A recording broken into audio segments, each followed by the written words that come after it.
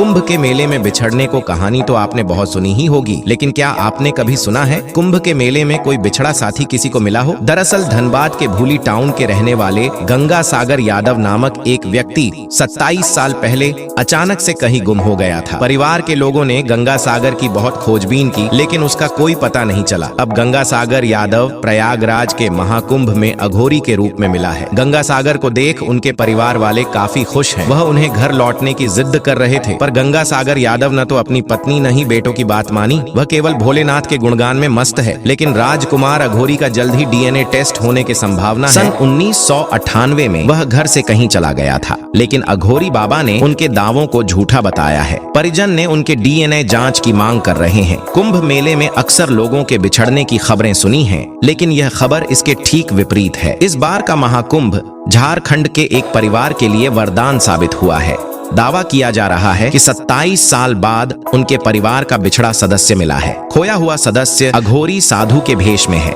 परिवार वालों ने उनके शरीर पर कई निशानियों के जरिए उनकी पहचान की है, लेकिन अघोरी साधु ने उनके दावों से इनकार किया है। अब परिवार वाले अघोरी साधु के डीएनए टेस्ट की मांग कर रहे हैं। परिवार के सदस्य अनुसार उन्हें महाकुंभ में बाबा राजकुमार नाम के अघोरी साधु के नाम से जाने जाते हैं। उनकी उम्र अब 65 साल है। परिजनों का दावा है कि वह उनके घर के गंगा सागर यादव हैं, जो 1998 में लापता हो गए थे। वह पटना जाने के बाद अचानक गायब हो गए और फिर कभी उन्हें नहीं मिले। उसके बाद उनकी पत्नी धनवा देवी ने अकेले ही अपने दोनों बेटों कमलेश और विमलेश की देखभाल की। लेकिन अब वही गंगा सागर यादव कुंभ मेले में मिले हैं और उन्हें अघोरी बाबा के नाम से जाना जाता है। गंगा सागर के छोटे भाई मुरली यादव ने बताया, हमने अपने भाई को दोबारा पाने की उम्मीद छोड़ दी थी, लेकिन हाल ही में हमारे एक रिश्तेदार ने कुंभ मेले में गंगा सागर जैसे दिखने वाले एक साधु को देखा। उन्होंने इसकी तस्वीर खींची और हमें भेज दी। उस फोटो को देखने के बाद हम तुरंत कुंभ मेले में पहुंचे और बाबा राजकुमार से मिले,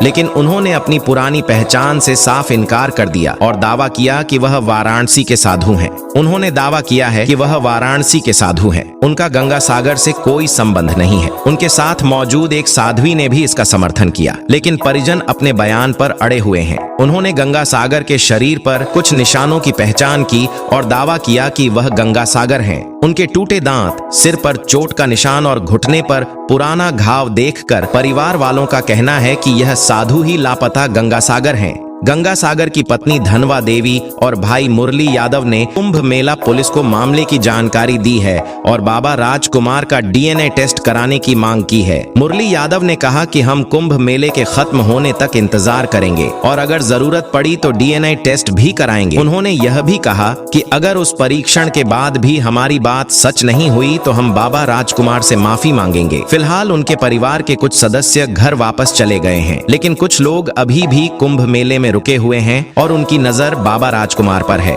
27 साल पहले गंगा सागर के लापता होने के बाद उनका परिवार परेशानी में आ गया था। उस समय उनका सबसे बड़ा पुत्र मात्र 2 वर्ष का था। क्या यह पिता सच में गंगा सागर है या यह परिवार की गलतफहमी है?